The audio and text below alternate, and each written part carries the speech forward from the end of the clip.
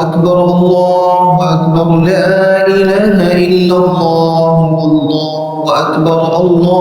أكبر ولله الحمد الله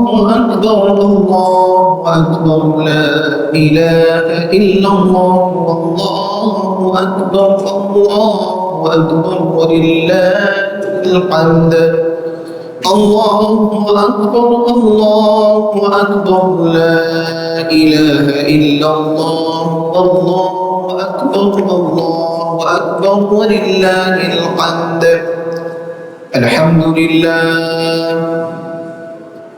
الحمد لله نحمده ونستعينه ونستغفره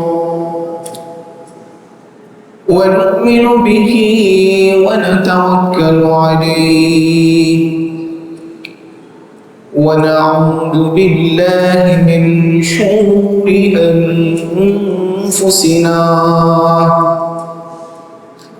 ومن سيئات أعمالنا من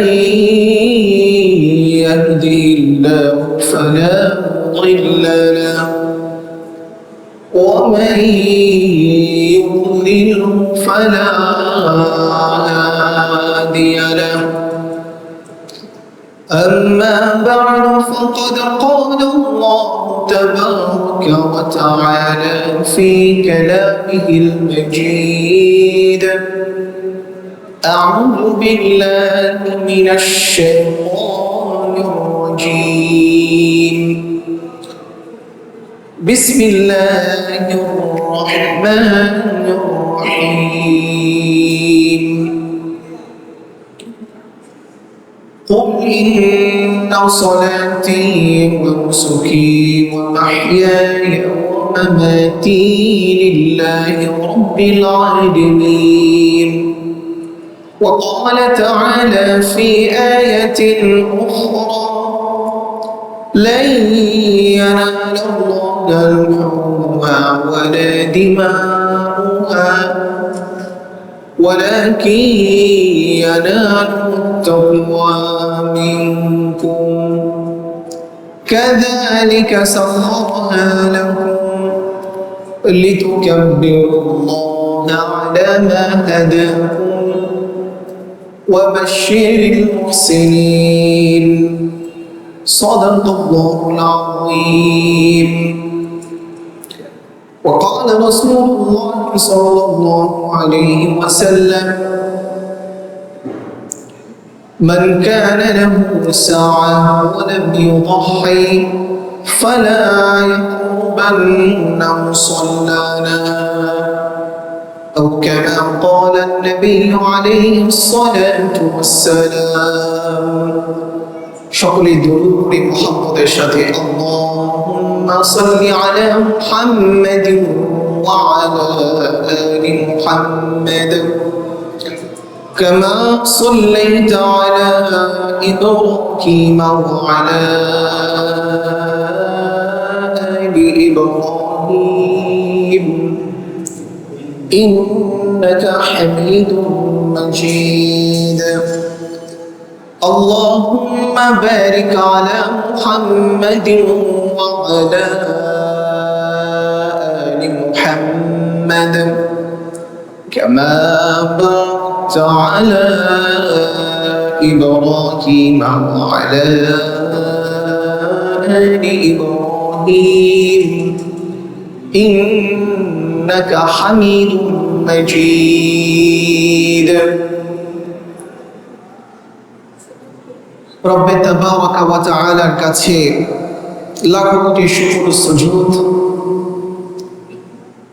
যিনি আমাদের মতো কিছু গুনাহগার বান্দাদেরকে আজকের এই পবিত্র দিনে সকল ফিতনা ফাসাদ থেকে রক্ষা করে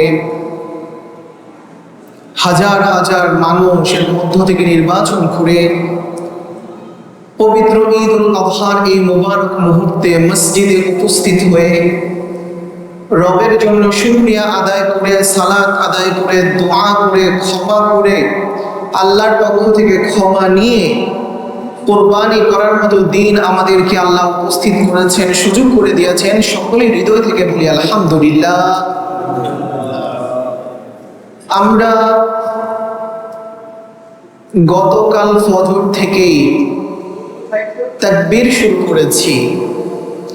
আল্লাহু আকবার, আল্লাহু আকবার, লা ইলাহা ইল্লাল্লাহ, আল্লাহু আকবার, আল্লাহু আকবার, ওয়া লিল্লাহিল হামদ। এই তাকবীরের মাহাত্ম্য কি? কেন তাকবীর পড়ছি? কুরবানির সাথে তাকবীরের কি গুরুত্ব, কি সম্পর্ক? প্যারে হাজিরিন, এক হাদিসের মধ্যে রাসূল করিম সাল্লাল্লাহু আলাইহি ওয়াসাল্লাম ইরশাদ করেন, অচিরেই আমার উম্মত এমন এক দেশ জয় করতে যাবে যেই দেশের একটি প্রান্ত থাকবে সমুদ্রে, আরেকটি প্রান্ত থাকবে স্থলভাগে। কিন্তু আমার উম্মাহ যখন যাবে তাদের সাথে লড়াই করবে। হে সাহাবীরা, তোমরা কি জানো তারা কি দিয়ে লড়াই করবে? সাহাবারা বললেন, ইয়া রাসূলুল্লাহ, আপনি ভালো জানেন। প্যারে হাবিব সাল্লাল্লাহু আলাইহি সাল্লাম তখন বললেন, আমার উম্মত যখন সেই দেশের সামনে স্থলভাগে গিয়ে তাকবীর বলবে, আল্লাহু আকবার, আল্লাহু আকবার, লা ইলাহা ইল্লাল্লাহ, আল্লাহু আকবার, আল্লাহু আকবার, ওয়া লিল্লাহিল হামদ, এই তাকবীর বলার সাথে সাথে ওই দেশের স্থলভাগ তাদের জন্য উন্মুক্ত করে দেওয়া হবে। সুবহানাল্লাহ। ইয়া রাসূলুল্লাহ, শুধু তাকবীর দিয়ে জয়লাভ করবে? কোনো অস্ত্র থাকবে না তাদের হাতে? বলে না, আমার উম্মত সেদিন কোনো অস্ত্র নিয়ে যাবে না। তাদের কাছে কোনো তরবারিও থাকবে না, ঢালও থাকবে না, কোনো বর্ষা থাকবে না। শুধু তারা তাকবীর দিবে আর ওই দেশের স্থলভাগের ফলক তাদের জন্য উন্মুক্ত করে দিবেন আল্লাহ তাআলা। সুবহানাল্লাহ। মেরে ভাই, রাসূল আবার বললেন, আরেকবার আমার উম্মত আবার তাকবীর দিবে। আবার তাকবীর দেওয়ার পরে ওই দেশের যেই প্রান্তটা সমুদ্রে ছিল, সেই সমুদ্রের প্রান্তটাও আমার উম্মতের জন্য জয় হয়ে যাবে। সুবহানাল্লাহ। এইভাবে পুরা অঞ্চল আমার উম্মত সেখানে রাজত্ব করবে। সুবহানাল্লাহ। এই হলো তাকবীর। আমরা যদি তাকবীরের ক্ষমতা জানতাম, আজকে আমাদের মুসলমানদের জীবন পরিবর্তন হয়ে যেত। মেরে ভাই, এই তাকবীর কেন আমরা বলি? আল্লাহ বুঝাইতে চান, এই কুরবানির দিনগুলোতে জিলহজের 1 তারিখ থেকে নিয়ে বান্দা তুমি সব জায়গায় আল্লাহর গুরুত্ব, আল্লাহর মাহাত্ম্য, আল্লাহর শ্রেষ্ঠত্বকে তুমি বাতাসের মধ্যে ছড়ায় দাও। তোমার রব যে আল্লাহ, তুমি যে গায়রুল্লাহর পূজারী নও, এটা তুমি বুঝায় দাও। আমরা জিলহজের 1ম তারিখ থেকে নিয়ে কতটুকু এটার আমল করতে পেরেছি আমরা নিজেরা নিজেদেরকে প্রশ্ন করি। অন্তত আজকে থেকে নিয়ে আগামী 13 তারিখ ফজর আসর পর্যন্ত নামাজের পরে আল্লাহ তাআলা তো ফরজ করেছেন এটাকে, আমরা যেন সব সময় আমাদের বাসায়, আমাদের বাড়িতে, আমাদের রাস্তায়, আমাদের বন্ধুর মহলে সব সময় যেন আমরা তাকবীরগুলো করতে থাকি। পারবো না ইনশাআল্লাহ? আল্লাহ তাআলা আমাদেরকে এই বিশাল আমল করার তৌফিক দান করেন, যে তাকবীরের মাধ্যমে একটা অঞ্চল জয়লাভ করবে। সেই তাকবীরের কত ক্ষমতা আজকে আমরা বুঝতেছি না মুসলমানরা। মেরে ভাইও, আজকে আমাদের মহান দিন পবিত্র ঈদুল আযহা, কোরবানির দিন। কোরবানি আমাদেরকে কি শিক্ষা দেয়? আমি খুব সংক্ষেপে 2 থেকে 3টা বিষয় আমি বলার চেষ্টা করব। যদি সুযোগ হয়, আল্লাহ তৌফিক দেন, আমরা এগুলো হৃদয়ের কান দিয়ে শুনবো এবং এগুলো নিয়ে আমরা মসজিদ ত্যাগ করবো ইনশাআল্লাহ। 1 নাম্বার, ত্যাগ। আল্লাহর জন্য ত্যাগ করার মানসিকতা। রোজা রাখছি আমরা কয়দিন আগে, 1 মাস রোজা রেখেছি না সবাই? ত্যাগ করেছি কিনা? কেউ দেখে নাই, আল্লাহ দেখেছেন। ক্ষুধা লাগলেও খাই নাই, ত্যাগ করেছি।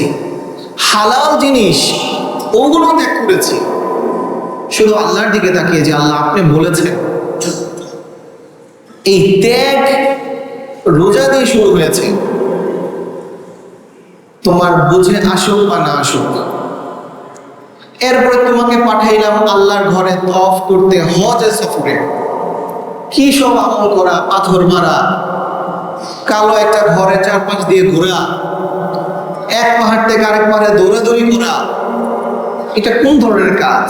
বলে কোনো উত্তর নাই, কোনো প্রশ্ন নাই। তোমাকে বলা হয়েছে তুমি করতে থাকো। এই যে তোমার কষ্ট, তোমার এই যে ঘাম ঝরানো ত্যাগ, এই ত্যাগ এই কুরবানির ত্যাগ। আজকের দিনে তুমি যে পশুটা কোরবানি করবা, একটু চিন্তা করো তো। আজকে তো তোমার এই পশু যাওয়ার কথা ছিল না, তোমার ছেলেটা আজকে চলে যাওয়ার কথা ছিল। একটু ভাবো তো ভাই, আল্লাহ ইহসান করে দয়া করে তোমার ছেলেকে আজকে নেন নাই, তা সেই জায়গায় একটা পশুর মাধ্যমে তোমার কাজ আল্লাহ তাআলা তোমার পক্ষ থেকে আদায় করে দিয়েছেন। সুবহানাল্লাহ। একটু ভাবা, একটু ভাবা, আমরা আল্লাহর জন্য ত্যাগ করতে প্রস্তুত কিনা? আজকে আমরা মসজিদে আসছি, কিছুক্ষণ পরে চলে যাব, কিন্তু যেই জোহরের রক্তটা হবে, আজান তো হবে, সেই আজান শুনে আমার হৃদয়ে আঘাত লাগে কিনা, আমার রবের প্রতি ভয় জাগ্রত হয় কিনা, প্রেম আসে কিনা, এটা তুমি কি ভাবছো? নাকি তুমি এটা মনে করো যে পশু শুইলা, তারপরে সবাই মিলে একটু মজা করে খাবার খেলা, 2-3 দিন আনন্দ করলা, তোমার সব তুমি পেয়ে গেলা? প্যারে হাবিব ইব্রাহিম আলাইহিস সালাতু ওয়াস সালাম, ওনার জীবনটা দেখো। একটা মানুষের উপরে কি পরিমাণ কুরবানি হতে পারে। প্যারে হাবিব সাল্লাল্লাহু আলাইহি সাল্লামের পর এই একজন মানুষ পৃথিবীর ইতিহাসে যার উপরে আল্লাহ তাআলা এত পরীক্ষা নিয়েছেন। মেরে ভাই, যে মুসলমানদের নেতা হবে, তার পক্ষে আল্লাহর পক্ষ থেকে তার উপর পরীক্ষা হবে না, কল্পনাই করা যায় না। আমরা তো নেতা বানাই আজকে যার ক্ষমতা বেশি মুসলমানের নেতা সে, যার টাকা বেশি তা সে মুসলমানের নেতা। আসলে কি এটা না মানদণ্ড হওয়ার কথা ছিল? আল্লাহ কি চাইছেন? নবী একে একে পরীক্ষা করছেন, পরীক্ষার পর পরীক্ষা, পরীক্ষার পর পরীক্ষা, পরীক্ষার পর প্রত্যেকটা পরীক্ষায় আল্লাহ তাআলা ফাতাম্মাহুন্না, প্রত্যেকটা পরীক্ষা নিয়ে পার। সুবহানাল্লাহ। তারপরও তার পরীক্ষা শেষ হয় না। 86 বছর বাচ্চা হয় না, হয় না, হয় না। আল্লাহ একজন সন্তান আমাকে দেন, আপনার জন্য ঘর নির্মাণ করতে চাই, আপনার দিনকে বুলন্দ করা শিখায় যেতে চাই। 86 বছরের সন্তান, সেই সন্তানকে আবার কুরবানির আদেশ। সেই আদেশ পাওয়ার পরে আবার কোনো জিজ্ঞাসা করেন নাই কেন আল্লাহ এতদিন পরে দিয়েছেন, দয়া করছেন, আপনার কি মানুষের অভাব করছে, আমার ছেলের প্রতি আপনার দৃষ্টি গেল বলেন না? মেরে ভাইও, ইব্রাহিম তো চলে গেছেন, আমরা আছি। 4000 বছর আগের ঘটনা, কালচার রেখে গেছেন। এই কালচার আজকে আমরা ধরে রাখছি, কিয়ামত পর্যন্ত আল্লাহ এই কালচার বাকি রাখবেন ইনশাআল্লাহ। মেরে ভাইও, আজকে আমি আমার সন্তানের জন্য কি রেখে যাচ্ছি? আমি কি আমার সন্তানের জন্য শুধু আজকে কোরবানি জবাই করা, গোশত খাওয়া এটা রেখে যাচ্ছি? আমার সন্তান কি তাকওয়ার উপর আছে কিনা? হযরত ইসমাঈল কেমন সন্তান ছিলেন? বাবা বলার সাথে সাথে ছেলে কোনো প্রশ্ন নাই। কেন বাবা? আমাকে কেন? আমার তো ভয় লাগে। দ্বিতীয় কোনো কথা নাই, ফাফআল মা তু'মার, যা বলা হয়েছে তাই করে রাখবে। এটা হচ্ছে আনুগত্য, এটা হচ্ছে ত্যাগ, আল্লাহর জন্য ত্যাগ করতে পারা। মেরে ভাইও, আজকে আমাদের অবস্থাটা এমন হয়ে গেছে, সব কিছু আমরা মনে করি এটা আমার, আমার দেহ আমার, আমার টাকা আমার, আমার গায়ে শক্তি আমার, আমার যে খ্যাতিটা তৈরি হয়েছে এটা আমার, সবই আমার। তা আল্লাহর কি? আল্লাহ কিছু না, এটা তো আমার। সে ভুলে যায় যে আল্লাহ তাকে দিয়েছেন। আল্লাহ আজকের এই কুরবানির মাধ্যমে আমাদের একটু স্মরণ করিয়ে দিতে চান যে বান্দা, তুমি লাগামহীন হয়ে যায় না, তুমি ভুলা যাও না, তোমার পিছনে একটা রশি আছে যখনই সেই টান দেওয়া হবে, রাত দুপুর সন্ধ্যা চিন্তা করা হবে না, এমন ভাবে টান দেওয়া হবে তুমি আর পিছনে ফিরে তাকানোর সুযোগ পাবা না। বান্দা তুমি প্রস্তুত হও, তার আগে নিজেকে তৈরি করো, ইমানের শক্তিতে শক্তিবান করো নিজেকে।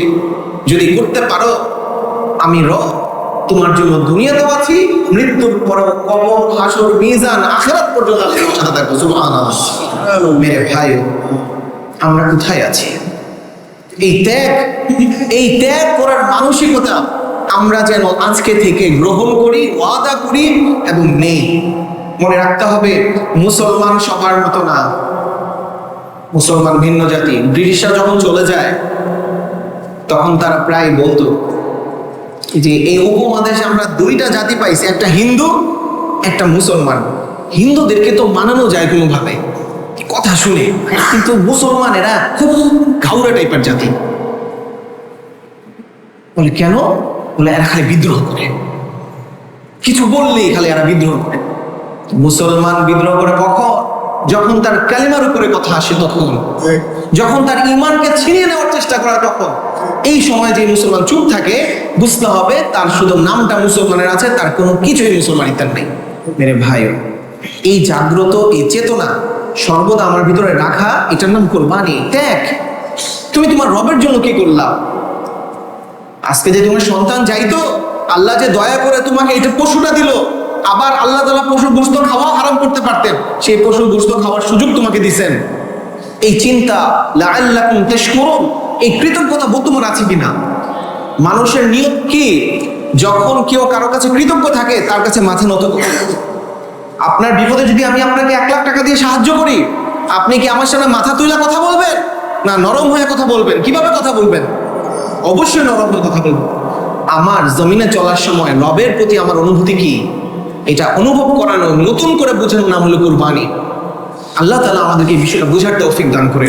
এই ছোট্ট করে দ্বিতীয় বিষয়, শিরক থেকে মুক্তি হওয়া। হযরত ইব্রাহিমের অনেক পরীক্ষা গেছে জীবনের শুরুর দিকে যে কটা পরীক্ষা, এই প্রত্যেকটা পরীক্ষা ছিল শিরক কেন্দ্রিক। শিরকের বিরুদ্ধে উনি পুরো আগুন। ছোট্ট কাল থেকে ইব্রাহিম সবার সামনে বিরোধিতা করছে। ওয়াতাল্লাহি লাআকিদান্না আসনামাকুম বা'দা আন তুওয়াল্লু মুদবিরিন, তোমরা গেলে আমি সবগুলো মূর্তিকে ভাঙবো, দেখি তোমাদের রব কি করে। ঠিকই সবাই যখন চলে গেছে, মূর্তিগুলো ভাঙছে, সবার বড়টাকে রেখে দিছে। কেন রেখে দিছে? যখন আয়েশা দেখবে, আবার ইব্রাহিম উল্টা প্রশ্ন করবে যে ইব্রাহিম তুমি ভাঙছো? বলে না আমি ভাঙি না। কে ভাঙছে? বলে জানি না। কে জানে? বড়টা জিজ্ঞাসা করো। ওই যে বড়টা দাঁড়ায় আছে, এখন বড় মূর্তির কথা বলছি। ছোট ছোট অনেকগুলা ছিল, কিন্তু সবার বড়টাকে সে রেখে দিছে। জিজ্ঞাসা করো বড়টাকে কে ভাঙছে?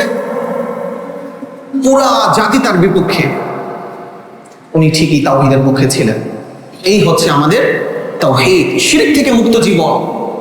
তোমার রবের জন্য, শুধুমাত্র আল্লাহর জন্য তোমার হৃদয় থাকবে, শিরক তোমার কাছে আসা যাবে না। মেরে ভাইও, আমরা এমন একটা দেশে অবস্থান করছি, আমাদের চারপাশে শিরক, 3 দিক থেকে আমাদের শিরক রাষ্ট্র। শুধু তাই না, 1000 বছর যদি 500-700 বছর আগে খবর নেই, 300 বছর আগে খবর নেই, দেখা যাবে আমাদের অনেকের পুরো শিরক, মুশরিক ছিল।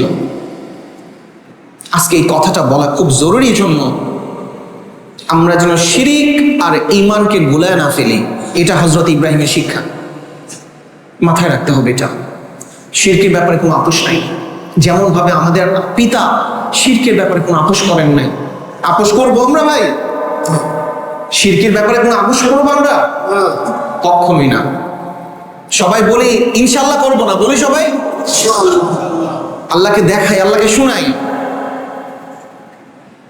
আল্লাহ তাআলা আমাদেরকে হযরত ইব্রাহিমের কুরবানি এবং হযরত ইব্রাহিম আলাইহিস সালামের ওনার শিরক মুক্ত জীবন, শিরকের বিরুদ্ধে বিপ্লব, শিরকের বিরুদ্ধে ওনার সুস্পষ্ট অবস্থান, এই বিষয়টা আমাদের প্রত্যেকটা মুসলমানকে শেখার তৌফিক দান করে। সবাই বলি আমিন। শুধু শিরক করলে হবে, শিরক থেকে মুক্ত থাকলে হবে না, শিরকের পথে সহায়ক এবং প্রত্যেকটা জিনিস থেকে নিজেকে বাঁচাইতে হবে। মনে রাখবা মুসলমান, যখন তুমি শিরক থেকে নিজেকে বাঁচাইবা, তোমার ভিতরে আল্লাহ তাআলা এমন এক নূর, এমন এক শক্তি দান করবেন, যে শক্তি দ্বারা তোমার নাতির বয়সী মেয়েকে তোমার ধর্ষণ করা মানসিকতা দূরের কথা, তার প্রতি শ্রদ্ধায় তোমার মাথা নত হবে। একদিনে হয় না ভাই, মানুষ পশু হয় ক্রমে ক্রমে। আজকে আমরা ভিন্ন কালচারকে এমন ভাবে ধরছি, এমন ভাবে গ্রহণ করেছি, মনে হয় আমি মুসলমানই না, মনে হয় ওইটাই আমার কালচার। আজকে ঈদের দিন আমরা কি করবো এখান থেকে গিয়ে? আমরা কয়টা নেকের কাজ করব, কয়টা গুনাহের কাজ করবো, একটু ভাবা। গানটা ছাড়ার আগে একটু ভাবা। আমাদের আদি পিতা তো এটার বিরুদ্ধে দাঁড়াইছিলেন। আমি আজকে কি করতেছি? আজকে আমরা যারা এখানে উপস্থিত হয়েছি, আমরা অন্তত নিয়ত করি, আল্লাহ এতদিন যা করছি, আজকে থেকে আল্লাহ আপনি আমাকে তৌফিক দেন, যতদিন বেঁচে থাকি ইব্রাহিমী আদর্শ নিয়ে বেঁচে থাকবো, আল্লাহ আপনি তৌফিক দিয়েন। নিজে পারি বা না পারি, অন্তত সাধ্যের ভিতরে যতটুকু সম্ভব মানুষকে নিষেধ করব, গুনাহ থেকে বাঁচায় রাখবো। এই গুনাহ থেকে যদি বাঁচাইতে না পারি, তাহলে এই ঈদ, এই কুরবানি, এই হজ, এই সওম আমার কোন কাজেই আসবে না। মেরে ভাই, 5টা মিনিট কি সময় নিব আপনাদের কাছ থেকে? আর 5টা মিনিট ছোট্ট একটা কথা, এই কথাটা না বললেই নয়, এটা বলে আমরা আমাদের নামাজে চলে যাব। ছোট্ট করে বলছি, মুসলিম শরীফের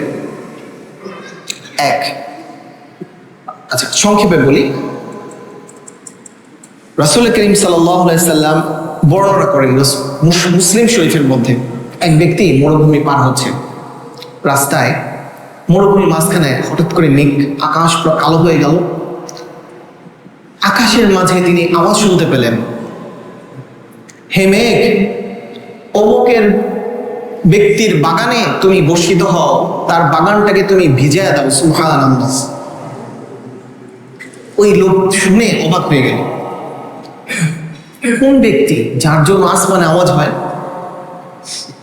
তো যখন মেঘমালা কিছুটা আলাদা হয়ে গেছে, দেখে আলাদা হয়ে এই পাথরে মরুভূমির মধ্যে বৃষ্টি পড়তেছে, সমানে মুষলধারে বৃষ্টি। সেই বৃষ্টি সুন্দর হয়ে একটা নালার তৈরি হয়ে একটা জায়গায় যাচ্ছে। যে ব্যক্তি এই দৃশ্য দেখলো, সে চিন্তা করলো, এই ব্যক্তিটা কে যার নাম আসমান উচ্চারণ আমি দেখি। উনি পানির নালা ধরে ধরে ধরে ধরে ধরে ধরে ওই পানিটা কোন দিকে যায়, ওই পানির পিছনে যাওয়া শুরু করলো। যেতে যেতে দেখলো এক কৃষক নিচু একটা ভূমির মধ্যে কোদাল দিয়ে কাজ করতেছে, তার ক্ষেত আবাদ করতেছে, পানিটা সুন্দর করে তার ক্ষেতের মধ্যে ঢুকে গেছে। সুবহানাল্লাহ। অবাক হয়ে গেলেন, কাছে এসে জিজ্ঞাসা করলেন, ভাই তোমার নাম কি? বলে, কেন আমার নাম জিজ্ঞাসা করতেছে কেন? বলে, না একটু দরকার আছে, একটু বলো তোমার নামটা কি। বলে, আমার নাম অমুক। এবার বলো।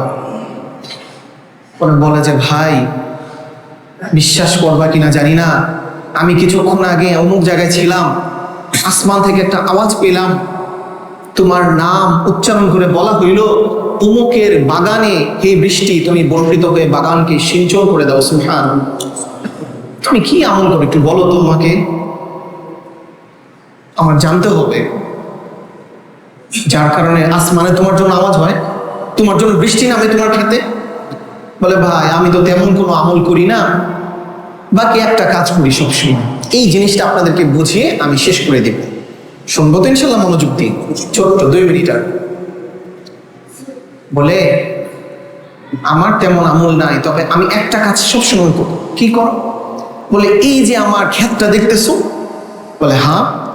এই ক্ষেতের মধ্যে যখন আমার ফসল হয়, আমার ফসলটা কাটার সাথে সাথে আমি ফসলটাকে 3টা ভাগ করি। সুবহানাল্লাহ। কি করি? 3টা ভাগ করি। সবার প্রথমে আমি কাজ করি, কি হইলো না হইলো আমি দেখি না। 3টা ভাগ করে প্রথমে একটা ভাগ, 3 ভাগের 1 ভাগ আমি আল্লাহ সন্তুষ্টির জন্য পুরাটা সদকা করে দিই। সুবহানাল্লাহ। আচ্ছা, আরেক ভাগ কি করো? বলে, দ্বিতীয় ভাগ আমি নিজে খাই, আমার পরিবারকে খাওয়াই। আচ্ছা, তৃতীয় ভাগ কি করো? তৃতীয় ভাগ আমি আমার এই ক্ষেতটাকে যেন বড় করতে পারি, ভালো রাখতে পারি, এটার জন্য যা যা ভালো করণীয় সুবিধা আছে আমি সেটার জন্য আরেক ভাগের খরচ দিয়ে আমি এটার পিছনে ব্যয় করি। সুবহানাল্লাহ। বললাম, আল্লাহ তুমি যে শুনছো, হইতে পারে আল্লাহ তাআলা শুধুমাত্র আমার এই মানুষদেরকে নিয়ে চিন্তা করার কারণে তাদেরকে আমার একটা ফসলের অংশ প্রতিনিয়ত আমি দিয়ে দিই, এজন্য হয়তো আল্লাহ তাআলা খুশি হয়ে আমার নাম আসমানে বৃষ্টিকে বলছেন আর তুমি সেটা শুনছো। সুবহানাল্লাহ। মেরে ভাইও, সহমর্মিতা, আমি খাবো আমার ভাই কষ্টে থাকবে, এটা যেন না হয়। আমার সাধ্য যতটুকু আছে সাধ্যের মধ্যে ছোট্ট একটু খেদমতগুলো করা। 1 কেজি গোশত আমার ভাইকে দেই, যে ভাই গোশতের মুহতাজ। আতঈমুল কানি ওয়াল মু'তার, যে চায় তাকে খাওয়াও, যে চাইতে পারে না লজ্জায় তাকেও দাও। খবর নিয়ে নিয়ে তোমার কুরবানির মধ্যে ইখলাস তৈরি হবে। তুমি দিয়ে দেখো, মানুষকে দেওয়ার মধ্যে যে শান্তি, সারা পৃথিবী তুমি খেয়ে চাবিয়ে হজম করে ফেললেও এর চেয়ে কোনো শান্তি তুমি পাবা না। এই জন্য মেরে ভাই, আজকের দিনে কথা অনেক লম্বা ছিল, কথাগুলো বলতে পারলাম না। আজকের দিনে আমরা আমাদের জায়গা থেকে যতটুকু সম্ভব আমরা নিজেরা খাবো এবং মানুষের কথা মনে রাখবো, গরিব দুঃখীদের কথা মনে রাখবো, আমার অপর ভাইয়ের কথা মনে রেখে আমি আমার যতটুকু সম্ভব আমি করবো। পারবো না ইনশাআল্লাহ? আল্লাহ তাআলা আমাদেরকে, তাহলে 3টা শিক্ষা আমরা পেলাম। 1 নাম্বার, ত্যাগ করবো। আমরা কি করবো জীবনে? আল্লাহর জন্য যা আসে সামনে ত্যাগ করবো। এই ত্যাগের বিনিময়ে আল্লাহ আমাদের দুনিয়া পরকালকে চমকায় দিবেন ইনশাআল্লাহ। সবাই বলি আল্লাহুম্মা আমিন। নাম্বার 2, শিরক মুক্ত জীবন। সব ক্ষেত্রে ছাড়, যেখানে শিরক দেবো এখানে কোনো খাতির নাই, যা লাগে তাই করবো, সেখানে কোনো ভাববো না, কিন্তু করবো না। পারবো না ইনশাআল্লাহ?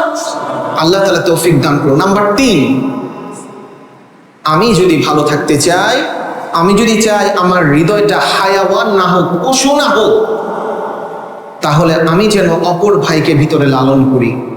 ইনশাআল্লাহ এই আমলের বিনিময়ে আল্লাহ তাআলা তোমার হৃদয়কে আলোকিত করে দিবেন, ঈমানওয়ালা বানায় দিবেন, ভালো কাজের প্রতি আগ্রহ তৈরি হবে, ভালো কাজ তোমার দ্বারা করার তৌফিক হবে ইনশাআল্লাহুল আজিজ।